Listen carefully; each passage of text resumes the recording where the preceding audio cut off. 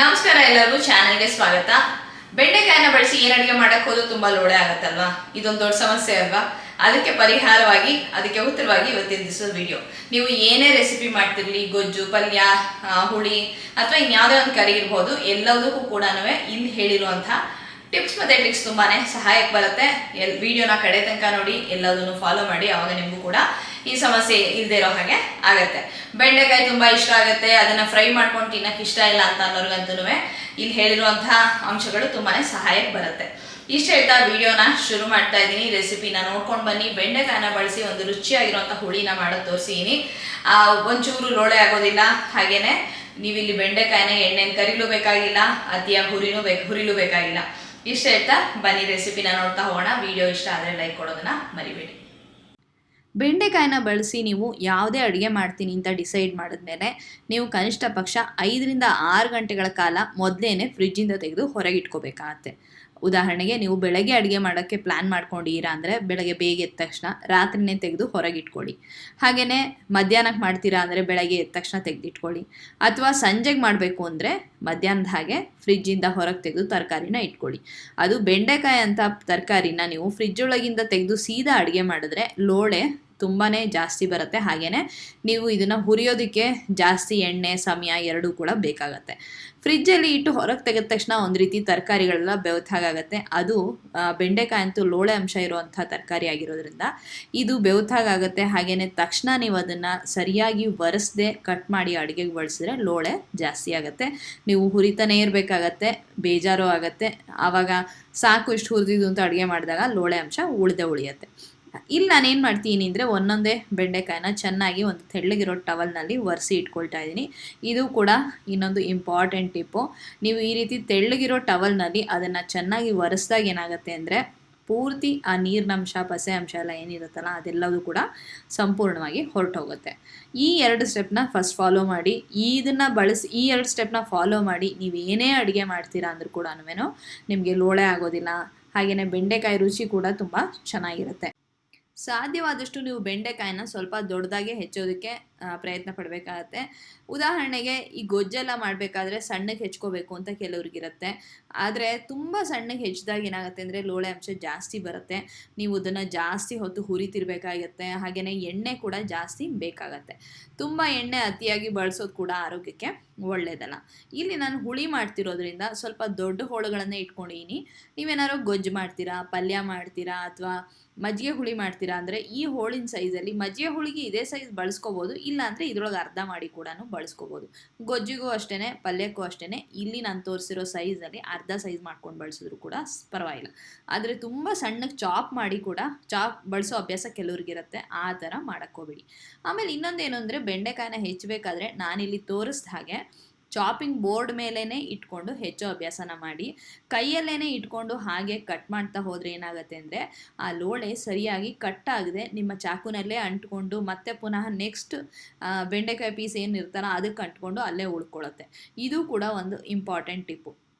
ನಾನಿಲ್ಲಿ ನಿಮಗೆ 3-4 ಟಿಪ್ನ ಹೇಳಿದ್ದೀನಿ. ಇದನ್ನು ಫಾಲೋ ಮಾಡಿದ್ರೆ ನಿಮಗೆ ಬೆಂಡೆಕಾಯಿನ ಹೆಚ್ಚಬೇಕಾದ್ರೆ, ಹುರಿಬೇಕಾದ್ರೆ ತುಂಬ ಲೋಳೆ ಬಂತು, ಅಡುಗೆ ಹಾಳಾಯಿತು ಅನ್ನೋ ಸಮಸ್ಯೆ ಇರೋದಿಲ್ಲ. ಬೋರ್ಡ್ ಮೇಲೆ ಹೆಚ್ಚಿದಾಗ ನಾನು ಇಲ್ಲಿ ಇನ್ನೊಂದ್ಸತಿ ನಿಮಗೆ ತೋರಿಸ್ತಾ ಇದ್ದೀನಿ. ಬೋರ್ಡ್ ಮೇಲೆ ಹೆಚ್ಚಿದಾಗ ಏನಾಗುತ್ತೆ ಅಂದರೆ ಒಂದೊಂದೇ ಹೋಳುಗಳಿದ್ದಾದಾಗ ಜಾಸ್ತಿ ಲೋಳೆ ಅಂಶ ಏನಿದೆಯಲ್ಲ ಒಂದೇ ಬೋರ್ಡಿಗೆ ಇದಾಗುತ್ತೆ ಅಥವಾ ಚಾಕು ಬರುತ್ತೆ. ನೀವು ಕೈಯಲ್ಲೇ ಇಟ್ಕೊಂಡು ಚಾಪ್ ಮಾಡ್ತಿದ್ದಾಗ ಒಂದರಿಂದ ಒಂದಕ್ಕೆ ಟ್ರಾನ್ಸ್ಫರ್ ಆಗ್ತಾ ಹೋಗುತ್ತೆ. ಇದು ನಾನು ಗಮನಿಸಿರೋದು. ಹಾಗಾಗಿ ನಿಮ್ಮ ಜೊತೆ ಹಂಚ್ಕೊಳ್ತಾ ಇದ್ದೀನಿ. ಈಗ ನಾನು ಸುಮಾರು ಒಂದು ಅರ್ಧ kg ಬೆಂಡೆಕಾಯಿ ಅಥವಾ ಅದಕ್ಕಿಂತ ಚೂರು ಜಾಸ್ತಿ ಇರ್ಬೋದು ಇದನ್ನು ಹೆಚ್ಚಿಟ್ಕೊಂಡಿದ್ದೀನಿ. ಹಾಗೆ ಹುಳಿಗೆ ಬೇಕಾಗಿರೋ ಮಸಾಲೆಗಳನ್ನು ನಿಮಗೆ ತೋರಿಸ್ತಾ ಇದ್ದೀನಿ. ಒಂದು ದೊಡ್ಡ ಚಮಚದಷ್ಟು ಕಡಲೆಬೇಳೆ, ಒಂದು 3/4 ಚಮಚದಷ್ಟು ಉದ್ದಿನಬೇಳೆ, ಹಾಗೆ ಮೆಣಸಿನಕಾಳು ಮತ್ತು ಚಕ್ಕೆ, ಕೊತ್ತಂಬರಿ ಬೀಜ ಸ್ವಲ್ಪ ಜಾಸ್ತಿ ಇರಬೇಕಾಗತ್ತೆ. ಇದೆಲ್ಲದೂ ಕೂಡ ಹುರ್ಕೊಳ್ಳೋದಕ್ಕೆ ಬೇಕಾಗಿರೋವಂಥದ್ದು. ಸ್ವಲ್ಪ ಎಣ್ಣೆನ ಹಾಕ್ಕೊಂಡು ಈ ರೀತಿಯಾಗಿ ಮೊದಲನೇದಾಗಿ ಕಡಲೆಬೇಳೆನ ಹುರ್ಕೊಳ್ಳಿ. ಅದು ಸ್ವಲ್ಪ ಕೆಂಪಗಾದ ತಕ್ಷಣ ಉದ್ದಿನಬೇಳೆ ಮತ್ತು ಉಳಿದೆಲ್ಲ ಪದಾರ್ಥಗಳನ್ನು ಹಾಕ್ಕೊಂಡು ಹುರ್ಕೊಂಡ್ರೆ ಘಮ್ ಅಂತ ಅದು ಒಳ್ಳೆ ವಾಸನೆ ಬರೋದಕ್ಕೆ ಶುರುವಾಗುತ್ತೆ. ಅಷ್ಟಾದರೆ ಸಾಕು. ಖಾರಕ್ಕೆ ಇಲ್ಲಿ ನಾನು ಬ್ಯಾಡಗಿ ಮೆಣಸಿನ್ಕಾಯಿನ ಬಳಸ್ಕೊಂಡಿದ್ದೀನಿ. ನೀವು ಗುಂಟೂರು ಮೆಣಸಿನ್ಕಾಯಿ ಕೂಡ ಹಾಕೋಬೋದು. ನಾನೊಂದು 4-5 ಬಳಸೀನಿ. ನೀವು ನಿಮ್ಮ ಮನೆಯಲ್ಲಿ ಎಷ್ಟು ಖಾರ ತಿಂತೀರೋ ಅದಕ್ಕನುಸಾರವಾಗಿ ನೀವು ಅರ್ಧ ಗುಂಟೂರು ಅರ್ಧ ಬ್ಯಾಡಗಿ ಕೂಡ ಹಾಕೋಬೋದು. ಅಥವಾ ಪೂರ್ತಿ ಬ್ಯಾಡಗಿ ನಾನು ಹಾಕೊಂಡಾಗೆ ಅಥವಾ ಪೂರ್ತಿ ಗುಂಟೂರು ಕೂಡ ಹಾಕೋಬೋದು. ಎಲ್ಲ ಆಪ್ಷನ್ಸು ಹೇಳಿದ್ದೀನಿ. ಹಾಗೆಯೇ ಇಲ್ಲಿ ಮೆಣಸು ಕಾಳು ಹಾಕೋದು ತುಂಬಾ ಮುಖ್ಯ. ಹುಳಿ ಪುಡಿ ಮಾಡ್ಕೋಬೇಕಾದ್ರೆ, ಮಸಾಲೆ ಮಾಡ್ಕೋಬೇಕಾದ್ರೆ ಮೆಣಸಿನ ಘಮ, ಚಕ್ಕೆ ಘಮ ತುಂಬಾ ಮುಖ್ಯ ಆಗುತ್ತೆ. ಈಗ ಹುರಿದು ಎತ್ತಿಟ್ಕೊಂಡಿದ್ದೀನಿ. ಇದರ ಜೊತೆಗೆ 1 ಕಪ್ಪಷ್ಟು ಹಸಿ ತೆಂಗಿನ ತುರಿನ ಸೇರಿಸ್ಕೊಂಡು ರುಬ್ಕೊಂಡ್ರೆ ಹುಳಿಗೆ ಬೇಕಾಗಿರುವಂತಹ ಮಸಾಲೆ ತಯಾರಾದ ಹಾಗೆಯೇ. ಈಗ ಒಂದು ದಪ್ಪ ತಳ ಇರುವಂಥ ಪಾತ್ರೆನ ಯಾವ್ದಾದ್ರು ಇಟ್ಕೊಳ್ಳಿ. ನಾನಿಲ್ಲಿ ಬಾಣಲೆನ ಇಟ್ಕೊಂಡಿದ್ದೀನಿ. ಇದಕ್ಕೆ ಸುಮಾರು ಒಂದು 2 ದೊಡ್ಡ ಚಮಚದಷ್ಟು ಎಣ್ಣೆನ ಹಾಕ್ಕೊಂಡಿದ್ದೀನಿ. ಹಾಗೆ ಸ್ವಲ್ಪ ಸಾಸಿವೆ ಮತ್ತು ಸ್ವಲ್ಪ ಕರಿಬೇವಿನ ಸೊಪ್ಪು ಹಾಕೋಬೇಕಾಗತ್ತೆ. ಈಗ ಇದಕ್ಕೆ ನಾನು ಹೆಚ್ಚಿಟ್ಟಂತಹ ಬೆಂಡೆಕಾಯಿನ ಹಾಕ್ಕೊಂಡು ಹುರ್ಕೊಳ್ತಾ ಇದ್ದೀನಿ. ಇದು ಹುರಿಯೋ ಈ ಒಂದು ಪ್ರೋಸೆಸ್ಸಲ್ಲೇ ಬೆಂಡೆಕಾಯಿ ಬೆಂದು ಹೋಗುತ್ತೆ. ನೀವು ಮತ್ತೆ ಇದಕ್ಕೆ ನೀರನ್ನು ಹಾಕಿ ಬೇಯಿಸೋದು ಅದೆಲ್ಲ ಮಾಡೋ ಅವಶ್ಯಕತೆ ಇಲ್ಲ. ಚೆನ್ನಾಗಿ ಹುರಿಬೇಕು. ಹುರಿತಿದ್ದಾಗ ಲೋಳೆ ಕೂಡ ಹೋಗುತ್ತೆ, ಹಾಗೆಯೇ ಬೆಂಡೆಕಾಯಿ ಕೂಡ ಬೇಯುತ್ತೆ. ಕೆಲವರು ನೀರು ಹಾಕಿ ಬೇಯಿಸ್ಬೇಕೇನೋ ಅಂತ ಅಂದ್ಕೊಂಡು ಮಾಡೋದು ಉಂಟು. ನೀರು ಹಾಕಿ ಬೇಯಿಸೋದು ಇಲ್ಲಿ ಮಾಡೋಕ್ಕೆ ಹೋದರೆ ಲೋಳೆ ಇನ್ನೂ ಹೆಚ್ಚಾಗತ್ತೆ. ಈಗ ಬೆಂಡೆಕಾಯಿ ಹುರಿಯೋದು ಸ್ವಲ್ಪ ಸಮಯ ತೊಗೊಳತ್ತೆ. ಅಷ್ಟರಲ್ಲಿ ಮಸಾಲೆನ ರುಬ್ಕೊಂಡ್ಬಿಡೋಣ. ತೆಂಗಿನಕಾಯಿ ತುರಿನ ನಾನು ಮಿಕ್ಸರ್ ಜಾರಿಗೆ ಹಾಕ್ಕೊಂಡಿದ್ದೆ. ಹಾಗೆ ಹುರಿದಿಟ್ಕೊಂಡಿದ್ನಲ್ಲ ಏನು ಮಸಾಲೆ, ಅದನ್ನು ಕೂಡ ಹಾಕೋತಾ ಇದ್ದೀನಿ. ಬೆಂಡೆಕಾಯಿ ಹುರಿಯೋದಕ್ಕೆ ನಾನು ಹಾಕ್ಬಿಟ್ಟು ಇಲ್ಲಿ ಕೆಲಸ ಮಾಡ್ತಿದ್ದೀನಲ್ಲ, ಈಗ ಬೆಂಡೆಕಾಯಿ ಸೀದು ಹೋಗಲ್ವಾ ಅಂತ ನಿಮ್ಗೆ ಅನಿಸ್ಬೋದು. ಇಲ್ಲ, ಹಾಗೇನಾಗೋದಿಲ್ಲ. ಬೆಂಡೆಕಾಯಿ ಹುರಿಯೋ ಪ್ರೋಸೆಸ್ ಏನಿದೆಯಲ್ಲ ಅದು ಸ್ವಲ್ಪ ಸಮಯ ತೊಗೊಳತ್ತೆ. ನೀವು ಮಧ್ಯ ಮಧ್ಯ ಕೈ ಆಡಿಸ್ತಿರೋದು, ಒಲೆ ಊರಿನ ಒಂದು ಮೀಡಿಯಂ ಫ್ಲೇಮಲ್ಲಿ ಇಟ್ಕೊಳ್ಳೋದು ಮಾಡ್ತಾ ಉಳಿದೆಲ್ಲ ಕೆಲಸಗಳನ್ನು ಕೂಡ ಮಾಡ್ಕೋಬೋದು. ಸಮಯ ತೊಗೊಳೋದ್ರಿಂದ ನೀವು ಬೇಗ ಮಾಡ್ಕೋಬೇಕು ಅಂಥೇಳಿ ಹೈ ಫ್ಲೇಮಲ್ಲಿ ಇಟ್ಟು ಹುರಿಯೋದಕ್ಕೆಲ್ಲ ಮಾಡೋಕ್ಕೆ ಹೋಗಬೇಡಿ. ಹಾಗಾದಾಗ ಏನಾಗುತ್ತೆ ಅಂದರೆ ಮೇಲ್ಮೇಲೆ ಬೆಂದಾಗತ್ತೆ. ಲೋಳೆ ಹೋಗಿದೆ ಅಂತ ಅನಿಸುತ್ತೆ, ಆದರೆ ಒಳಗಡೆ ಒಂದು ರೀತಿ ಹಸಿಯಾಗೆ ಉಳಿಯುತ್ತೆ. ತಿನ್ನಬೇಕಾದ್ರೆ ನಿಮ್ಗೆ ಅದೊಂದು ರೀತಿ ಕಚ ಅಂತಂದರೆ ಹಸಿ ಥರ, ಅಂದರೆ ನಿಮ್ಗೆ ಅದು ಅಗಿದ್ರೂ ಕೂಡ ಅಗ್ಯಕ್ಕಾಗದೇ ಇರೋದು ಥರ ಒಂದು ಏನಂತಾರಲ್ಲ, ಒಂದು ಸ್ಟಿಕ್ಕಿನೆಸ್ಸು ಅದೆಲ್ಲದೂ ಕೂಡ ನಿಮಗೆ ಗೊತ್ತಾಗ್ತಾ ಹೋಗುತ್ತೆ. ಹಾಗಾಗಿ ನೀವು ಆರಾಮಾಗಿ ಸ್ಲೋ ಟು ಮೀಡಿಯಮ್ ಫ್ಲೇಮ್ ಇಟ್ಕೊಂಡು ನಿಧಾನಕ್ಕೆ ಹುರ್ಕೋಬೇಕು. ಮಧ್ಯ ಮಧ್ಯ ಕೈ ಆಡಿಸೋದು, ಸ್ವಲ್ಪ ಹೊತ್ತು ಬಿಡೋದು ಮಾಡ್ತಿರ್ಬೇಕು. ಸ್ವಲ್ಪ ಸಮಯ ತೊಗೊಳತ್ತೆ. ಹಾಗಾಗಿ ಇನ್ನೊಂದು ಅಂಶ ಏನು ಅಂತಂದರೆ, ಈ ಹುಳಿ ಮಾಡೋ ಈ ಒಂದು ಕೆಲಸದಲ್ಲಿ ಬೆಂಡೆಕಾಯಿ ಹುರ್ಕೊಳ್ಳೋದೇ ಒಂದು ಕೆಲಸ ಅಂತ ಹೇಳ್ಬೋದು, ದೊಡ್ಡ ಕೆಲಸ ಅಂತ ಹೇಳ್ಬೋದು.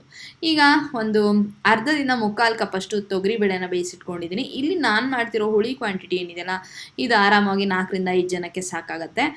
ಬೇಳೆ ಸುಮಾರು ಒಂದು 150ರಿಂದ 200 ಗ್ರಾಮ್ ಅಷ್ಟು ಬೇಳೆ ಹಾಕ್ಕೊಂಡ್ರೆ ಚೆನ್ನಾಗಿರುತ್ತೆ. ಸ್ವಲ್ಪ ಬೇಳೆ ಇದ್ರೇ ಹುಳಿಗೆ ರುಚಿ ಬರೋದು. ಇಲ್ಲ ಅಂತಂದರೆ ಬರೀ ನಿಮಗೆ ಬೆಂಡೆಕಾಯಿ ಅಥವಾ ನೀರಾಗಿದೆಯೋ ಅಂತ ಅನ್ನಿಸ್ತಾ ಇರುತ್ತೆ. ಹಾಗಾಗಿ ಬೇಳೆ ಕ್ವಾಂಟಿಟಿ ಚೆನ್ನಾಗಿ ಹಾಕೋಬೇಕಾಗತ್ತೆ. ಬೇಳೆನ ಒಂದು 10 ನಿಮಿಷಗಳ ಕಾಲ ಚೆನ್ನಾಗಿ ತೊಳೆದು ಒಳ್ಳೆ ನೀರಿನಲ್ಲಿ ನೆನೆಸಿಟ್ಟಿದ್ದೆ. ನಂತರ ಕುಕ್ಕರ್ನಲ್ಲಿ 2ರಿಂದ 3 ವಿಸಿಲ್ ಕೂಗಿಸ್ಕೊಂಡಿದ್ದೀನಿ. ನುಣ್ಣಗೆ ಬೆಂದಿದೆ ಬೇಳೆ. ಅರ್ಧಂಬರ್ಧ ಬೆಂದರೂ ಕೂಡ ಚೆನ್ನಾಗಿರೋದಿಲ್ಲ, ನುಣ್ಣಗೆ ಚೆನ್ನಾಗಿ ಬೆಂದಿರಬೇಕು. ಈಗ ಇದಕ್ಕೆ ನಾನು ರುಬ್ಬಿಟ್ಕೊಂಡಿದ್ದಲ್ಲ ಈ ಮಸಾಲೆನ ಸೇರಿಸ್ಕೊತಾ ಇದ್ದೀನಿ. ಮಸಾಲೆ ರುಬ್ಬಿದಾಗ ನುಣ್ಣಗೆ ರುಬ್ಕೊಳ್ಳಿ. ತೀರಾ ತರಿಯಾಗೆಲ್ಲ ಮಾಡ್ಕೊಳ್ಳೋದಕ್ಕೆ ಹೋಗಬೇಡಿ, ಚೆನ್ನಾಗಿ ಹೊಂದ್ಕೊಳ್ಳೋದಿಲ್ಲ. ಹಾಗಾಗಿ ನೀಟಾಗಿ ನುಣ್ಣಗೆ ರುಬ್ಕೊಳ್ಳೋದು ತುಂಬ ಮುಖ್ಯ ಆಗುತ್ತೆ. ಹುಳಿಗೆ ಉಪ್ಪು ಮತ್ತು ಈ ರುಬ್ಬಿಟ್ಟಂಥ ಮಸಾಲೆ, ಹಾಗೆ ಹುಣಸೆ ಹಣ್ಣಿನ ರಸ, ಒಂದು ಚಿಕ್ಕ ತುಂಡು ಬೆಲ್ಲ, ಇಷ್ಟನ್ನು ಹಾಕೋಬೇಕಾಗತ್ತೆ. ಮಸಾಲೆನೇ ಇಲ್ಲಿ ತುಂಬ ಇಂಪಾರ್ಟೆಂಟು. ಸರಿಯಾಗಿ ಹದವಾಗಿ ಹುರ್ಕೊಳ್ಳೋದು, ಹಾಗೆ ಬೆಂಡೆಕಾಯಿನೂ ಕೂಡ ಚೆನ್ನಾಗಿ ಹುರ್ಕೊಳ್ಳೋದು. ಆ ಹುರಿಯೋ ಒಂದು ಪ್ರೋಸೆಸ್ಸಲ್ಲೇ ಬೆಂಡೆಕಾಯಿ ಚೆನ್ನಾಗಿ ಬೇಯ್ತಿದೆಯಾ ಅಂತ ಕೂಡ ನಾವು ಗಮನಿಸ್ಕೊಳ್ಳೋದು ತುಂಬ ಮುಖ್ಯ ಆಗುತ್ತೆ. ಈಗ ಬೇಳೆಗೆ ನಾನು ರುಬ್ಬಿಟ್ಟಂತಹ ಮಸಾಲೆನ ಸೇರಿಸ್ಕೊಂಡಿದ್ದೀನಿ. ಈಗ ರುಚಿಗೆ ತಕ್ಕಷ್ಟು ಉಪ್ಪನ್ನು ಸೇರಿಸ್ಕೊತಾ ಇದ್ದೀನಿ. 2 ಚಮಚದಷ್ಟು ಉಪ್ಪು ಬೇಕಾಗತ್ತೆ, ಹಾಗಾಗಿ ನಾನು ಅದನ್ನು ಹಾಕೋತಾ ಇದ್ದೀನಿ. ಕರಿಬೇವಿನ ಸೊಪ್ಪು ಕೂಡ ಹಾಕೋಬೇಕು. ನೀವು ಇದಕ್ಕೆ 2 ಹಂತದಲ್ಲಿ ಹಾಕೋಬೋದು. ಈ ರೀತಿ ಹುಳಿ ಕುದಿಸ್ಬೇಕಾದ್ರೆ ಕೂಡ ಕರಿಬೇವಿನ ಸೊಪ್ಪನ್ನು ಹಾಕೋಬೋದು. ಇಲ್ಲ ಅಂತಂದರೆ ಆಮೇಲೆ ಇನ್ನೊಂದು ಒಗ್ಗರಣೆ ಮಾಡಿ ಆವಾಗ ಕೂಡ ನೀವು ಕರಿಬೇವಿನ ಸೊಪ್ಪನ್ನು ಹಾಕೋಬೋದು. ಇಲ್ಲಿ ನಾನು ಮೊದಲೇ ಒಗ್ಗರಣೆಗೆ ಹಾಕಿರೋದ್ರಿಂದ ಮತ್ತೇನು ಹಾಕೋದಕ್ಕೆ ಹೋಗೋದಿಲ್ಲ. ಬೆಂಡೆಕಾಯಿ ಜೊತೆ ಕರಿಬೇವಿನ ಸೊಪ್ಪು ಕೂಡ ಚೆನ್ನಾಗಿ ಹುರ್ಕೊಂಡು ಗರಿಯಾಗಿ, ಆಮೇಲೆ ಅದರದ್ದು ಸುವಾಸನೆ ಎಲ್ಲ ತುಂಬ ಚೆನ್ನಾಗಿ ಬಿಟ್ಕೊಂಡಿರುತ್ತೆ. ಹಾಗಾಗಿ ನಾನು ಮತ್ತೇನು ಹಾಕ್ತಿಲ್ಲ. ಇಲ್ಲಿ ನಾನು ಮೊದಲನೇ ಸತಿನೇ ಒಗ್ಗರಣೆ ಮಾಡಿಕೊಂಡು ಅದಕ್ಕೆ ಬೆಂಡೆಕಾಯಿ ಹಾಕಿದ್ನಲ್ಲ, ಹಾಗಾಗಿ ನಾನಿಲ್ಲಿ ಮತ್ತೆ ಇನ್ನೊಂದು ಒಗ್ಗರಣೆನ ಮಾಡೋದಕ್ಕೆ ಹೋಗೋದಿಲ್ಲ.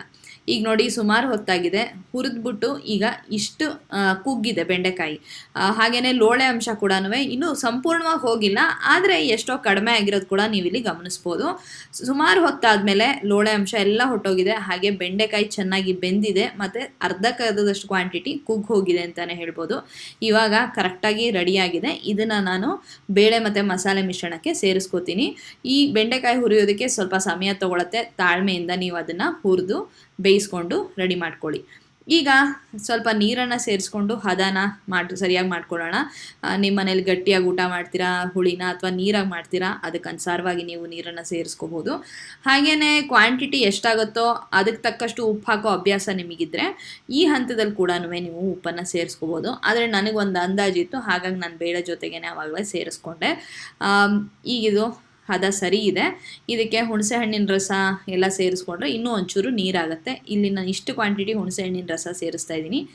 ಇನ್ನೊಂದು ಟಿಪ್ನ ಹೇಳೋದಕ್ಕೆ ಇಷ್ಟಪಡ್ತೀನಿ. ಹುಣಸೆ ಹಣ್ಣಿನ ರಸನ ಬೆಂಡೆಕಾಯಿ ಹುರಿಬೇಕಾದ್ರೆ ಹಾಕ್ಕೊಂಡ್ರೆ ಆವಾಗ ಕೂಡ ಲೋಳೆ ಕಡಿಮೆ ಆಗುತ್ತೆ. ಇದು ತುಂಬ ಜನ ಆಲ್ರೆಡಿ ಮಾಡ್ತೀಯಾರೆ ಅಂತ ನಂಗೆ ಗೊತ್ತು. ಆದರೆ ನಾನು ಅದನ್ನು ಮಾಡೋದಿಲ್ಲ. ಹುಳಿ ಮಾಡಬೇಕಾದ್ರೆ ಯಾಕೆ ಅಂತಂದರೆ ನಿಮಗೆ ಹೋಳೆಲ್ಲ ತಿಂದಾಗ ತುಂಬ ಅದರಲ್ಲಿ ಹುಳಿ ಅಂಶ ಇರೋದು ಅನಿಸುತ್ತೆ, ಅಥವಾ ನಿಮಗೆ ಫಸ್ಟ್ ಬೈಟ್ ತಿಂದ ತಕ್ಷಣ ಹೋಳೆಲ್ಲ ಹುಳಿಯಾಗಿದೆಯೇನೋ ಅಂತ ಅನಿಸುತ್ತೆ. ಇದು ನನ್ನ ಎಕ್ಸ್ಪೀರಿಯೆನ್ಸಲ್ಲಿ ನಾನು ಕಂಡುಕೊಂಡಿದ್ದು. ಹಾಗಾಗಿ ನಾನು ಬೆಂಡೆಕಾಯಿ ಹುರಿಬೇಕಾದ್ರೆ ಹುಣಸೆ ಹಣ್ಣಿನ ರಸನ ಸೇರಿಸ್ಕೊಳ್ಳೋದಿಲ್ಲ. ಗೊಜ್ಜು ಮಾಡಬೇಕಾದ್ರೆ ನಾನು ಬೆಂಡೆಕಾಯಿ ಹುರಿದು ಸ್ವಲ್ಪ ಲೋಳೆ ಎಲ್ಲ ಹೋಗಿದೆ ಅಂತ ಅನಿಸಿದ್ರೆ ಆವಾಗ ಬೇಕಾದರೆ ಹುಣಸೆ ಹಣ್ಣಿನ ರಸನ ಸೇರಿಸ್ಕೋತೀನಿ. ಗೊಜ್ಜಿನಲ್ಲಿ ಈ ಸಮಸ್ಯೆ ಬರೋದಿಲ್ಲ. ಈಗ ಹುಳಿ ಎಲ್ಲ ಚೆನ್ನಾಗಿ ಕುದ್ದು ತಯಾರಾಗಿದೆ. ನಾನು 2ನೇ ಒಗ್ಗರಣೆ ಹಾಕಿಲ್ಲ. ಬೇಕಾದರೆ ನೀವು ಸಾಸಿವೆ, ಇಂಗು, ಇನ್ನೊಂಚೂರು ಕರಿಬೇವಿನ ಸೊಪ್ಪಿನ ಒಗ್ಗರಣೆನ ಮಾಡ್ಕೋಬೋದು. ಬಿಸಿ ಬಿಸಿ ಅನ್ನ, ಇದು ರಾಜಮುಡಿ ಅಕ್ಕಿನ ಬಳಸಿ ಮಾಡಿರೋಂಥ ಅನ್ನ. ಇದ್ರ ಮೇಲೆ ಬಿಸಿ ಬಿಸಿ ಹುಳಿ, ಒಂದು ಚಮಚ ತುಪ್ಪ ಹಾಕ್ಕೊಂಡು ಊಟ ಮಾಡಿದರೆ ರುಚಿ ಅದ್ಭುತವಾಗಿರುತ್ತೆ. ಈ ವಿಡಿಯೋ ನಿಮಗೆ ರೆಸಿಪಿನ ಚೆನ್ನಾಗಿ ಕಲ್ತ್ಕೊಳ್ಳೋದಕ್ಕೆ ಸಹಾಯ ಮಾಡಿದೆ ಅಂತ ಅಂದ್ಕೊಳ್ತೀನಿ. ನೀವು ಕೂಡ ಟ್ರೈ ಮಾಡಿ ನೋಡಿ. ಆಮೇಲೆ ಕಾಮೆಂಟ್ ಸೆಕ್ಷನಲ್ಲಿ ಬಂದು ನಿಮ್ಮ ಅನಿಸಿಕೆ ಅಭಿಪ್ರಾಯಗಳನ್ನ ಬರ್ತಿಳಿಸಿ. ಹುಳಿ ಮತ್ತು ಬಿಸಿ ಅನ್ನ ಎರಡೂ ಕೂಡ ಎಷ್ಟು ಅದ್ಭುತವಾದ ಕಾಂಬಿನೇಷನ್. ಎರಡು ಬಿಸಿಯಾಗಿದ್ರಂತೂ ರುಚಿ ಇನ್ನೂ ದುಪ್ಪಟ್ಟಾಗತ್ತೆ. ನೋಡಿದ್ರಿ ಅಲ್ವಾ ವಿಡಿಯೋನ? ನೀವು ಕೂಡ ಇದನ್ನ ಟ್ರೈ ಮಾಡಿ ನೋಡಿ. ಹೇಗೆ ಬಂತು ಅಂತ ಬಂದು ಕಾಮೆಂಟ್ ಸೆಕ್ಷನಲ್ಲಿ ಬರೆದು ತಿಳಿಸೋದನ್ನ ಮರಿಬೇಡಿ. ಇಲ್ಲಿ ಹೇಳಿರುವಂತಹ ಎಲ್ಲ ಸ್ಟೆಪ್ಸ್ ಫಾಲೋ ಮಾಡೋದ್ರಿಂದ ನಿಮಗೂ ಕೂಡ ಸುಲಭವಾಗಿ ಬೆಂಡೆಕಾಯಿನ ಬಳಸ್ಕೊಂಡು ಯಾವುದೇ ಒಂದು ಅಡುಗೆನ ಮಾಡೋದಕ್ಕೆ ಸಾಧ್ಯ ಆಗುತ್ತೆ. ಇಷ್ಟ ಹೇಳ್ತಾ ಈ ವಿಡಿಯೋನ ಮುಗಿಸ್ತಾ ಇದ್ದೀನಿ. ಈ ವಿಡಿಯೋ ಇಷ್ಟ ಆಗಿದ್ರೆ ಒಂದು ಲೈಕ್ ಕೊಡೋದನ್ನ ಮರಿಬೇಡಿ. ಹಾಗೆ ಸಬ್ಸ್ಕ್ರೈಬ್ ಮಾಡ್ಕೊಂಡಿಲ್ಲ, ಸಬ್ಸ್ಕ್ರೈಬ್ ಮಾಡ್ಕೊಳ್ಳಿ. ಈ ಸಿಗೋಣ ಇನ್ನೊಂದು ಸುಂದರವಾದ ವಿಡಿಯೋದಲ್ಲಿ. ಅಲ್ಲಿವರೆಗೂ ಧನ್ಯವಾದಗಳು.